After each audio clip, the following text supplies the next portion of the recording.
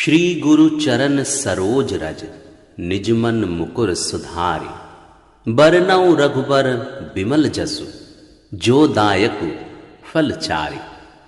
श्री गुरु जी के चरणों की रज से अपने मन रूपी दर्पण को साफ करके मैं भी श्री रघुनाथ जी के उस निर्मल यश का वर्णन करता हूं जो चारों फलों अर्थ, धर्म, काम, मोक्ष को देने वाला है।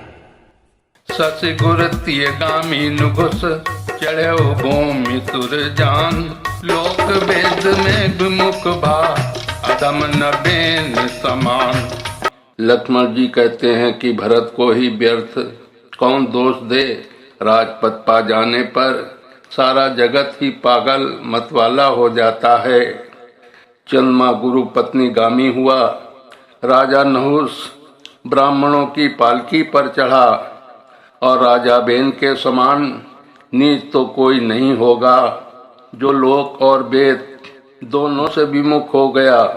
सहस्त्रभाव देवराज इंद्र और त्रिशंक आदि किसको राजपद ने कलंक नहीं दिया। भरत ने यह उपाय उचित ही किया है, क्योंकि शत्रु और ऋण को कभी जरा भी शेष नहीं रखना चाहिए। हाँ, भरत ने एक बात अच्छी नहीं की, जो राम जी आपको असहाय जानकर उनका निरादर किया। पर आज संग्राम में श्री रामचंद्र जी आपका क्रोधपूर्ण मुख देखकर ये बात भी उनकी समझ में विशेष रूप से आ जाएगी। अर्थात इस निरादर का फल भी वे अच्छी तरह पा जाएंगे। इतना कहते ही लक्ष्मण जी नीति रस भूल गए और युद्ध रस रूपी वृक्ष पुलकावली के बहाने से फूल उठा। अर्थात नीति की बात कहते कहते उनके शरीर में वीर रस छा गया। वे प्रभु श्री रामचंद्र जी के चरणों की वंदना करके चरण रज को सिर पर रखकर सच्चा और स्वाभाविक बल कहते हुए बोले, हे नाथ, मेरा कहना अनुचित न मानिएगा। भरत ने हमें कम नहीं पचारा है, हमारे साथ कम छेड़छाड़ नहीं की है। आखिर कहाँ तक सहा जाए और मन मारे रहा जाए, जब स्वामी हमारे साथ हैं और धनुष हमारे हाथ में है। क्षत्रिय जाति रघुकुल जन्म राम अनुग जगु जान। लाता हूँ मारे चढ़त सिर नीच को धूरी समान। क्षत्रिय जाति रघुकुल में जन्म और फिर मैं श्री राम जी आपका सेवक हूँ, ये जगत जानता है। फिर भला कैसे सहा जाए। धूल के समान नीच कौन है, परंतु वो भी लात मारने पर सिर पर ही चढ़ती है। यों कहकर लक्ष्मण जी ने उठकर हाथ जोड़कर आज्ञा मांगी, मानो वीर रस सोते से जाग उठा हो। सिर पर जटा बांधकर कमर में तरकस कस लिया और धनुष को सजकर तथा बाण को हाथ में लेकर कहा, आज मैं श्री राम जी आपका सेवक होने का यश लूं और भरत को संग्राम में शिक्षा दूं। श्री रामचंद्र जी आपके निरादर का फल पाकर दोनों भाई भरत शत्रुघ्न रणसैया पर सोवें। अच्छा हुआ जो सारा समाज आकर एकत्रित हो गया। आज मैं पिछला सब क्रोध प्रकट करूंगा। जैसे सिंह हाथियों के झुंड को कुचल डालता है और बाज जैसे लबे को लपेट में ले लेता है, वैसे ही भरत जी को सेना समेत और छोटे भाई सहित तिरस्कार करके मैदान में पछाड़ूंगा। यदि शंकर जी भी आकर उनकी सहायता करें तो भी मुझे राम जी आपकी सौगंध है, मैं उन्हें युद्ध में अवश्य मार डालूंगा, छोड़ूंगा नहीं। अति सरोस माखे लखनु लखि सुन शपथ प्रवान। सब लोक पति चाहत भबरी भगान। लक्ष्मण जी का अत्यंत क्रोध से तमतमाया हुआ देखकर और उनकी सत्य सौगंध सुनकर सब लोग भयभीत हो जाते हैं और लोकपाल घबराकर भागना चाहते हैं। सारा जगत भय में डूब गया।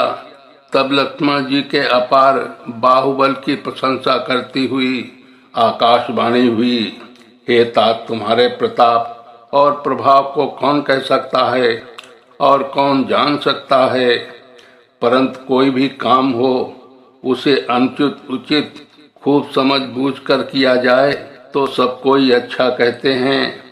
वेद और विद्वान कहते हैं कि जो बिना विचारे जल्दी में किसी काम को करके पीछे पछताते हैं वे बुद्धिमान नहीं हैं। देववाणी सुनकर लक्ष्मण जी सकचा गए।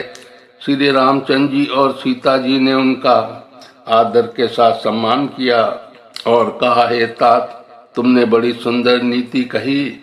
हे भाई, राज्य का मद सबसे कठिन मद है। जिन्होंने साधुओं की सभा का सेवन सत्संग नहीं किया वे ही राजा राजमद रूपी मदिरा का आचमन करते ही पीते ही मतवाले हो जाते हैं। हे लक्ष्मण सुनो, भरत सरीखा उत्तम पुरुष ब्रह्मा की सृष्टि में न तो कहीं सुना गया है न देखा ही गया है। भरत होई न राजमधु बेदि हरिहर पद पाई, कबहू की कांजी सी करनी क्षीर सिंधु बिन साई। अयोध्या के राज्य की तो बात ही क्या है, ब्रह्मा विष्णु और महादेव का पद पाकर भी भरत को राज्य मद नहीं होने का क्या कभी कांजी की बूंदों से क्षीर समुद्र नष्ट हो सकता है। अंधकार चाहे तरुण सूर्य को निगल जाए, आकाश चाहे बादलों में समाकर मिल जाए, गौ के खुर इतने जल में अगस्त जी डूब जाएं और पृथ्वी चाहे अपनी स्वाभाविक क्षमाशीलता को छोड़ दे, मच्छर की फूंक से चाहे सुमेरु उड़ जाए, परंतु हे भाई, भरत को राजमत कभी नहीं हो सकता। हे लक्ष्मण, मैं तुम्हारी शपथ और पिताजी की सौगंध खाकर कहता हूँ, भरत के समान पवित्र और उत्तम भाई संसार में नहीं है। हे तात, गुण रूपी दूध और अवगुण रूपी जल को मिलाकर विधाता इस दृश्य प्रपंच को रचता है, परंतु भरत ने सूर्यवंश रूपी तालाब में हंस रूप जन्म लेकर गुण और दोष का विभाग कर दिया, अर्थात दोनों को अलग अलग कर दिया। गुण रूपी दूध को ग्रहण कर और अवगुण रूपी जल को त्याग कर भरत ने अपने यश को जगत में उजियाला कर दिया है। भरत जी के गुणशील और स्वभाव को कहते कहते श्री रघुनाथ जी प्रेम समुद्र में मग्न हो गए। सुनि रघुबीर बानी विबुध, देखि भरत पर हेतु, सकल सराहत राम सो, प्रभु को कृपा निकेतु। श्री रामचंद्र जी की वाणी सुनकर और भरत जी पर उनका प्रेम देखकर समस्त देवता उनकी सराहना करने लगे और कहने लगे कि श्री रामचंद्र जी के समान कृपा के धाम प्रभु और कौन है। इसके आगे का अयोध्या कांड हमारे अयोध्या कांड के अगले एपिसोड में सुने। जय श्री राम।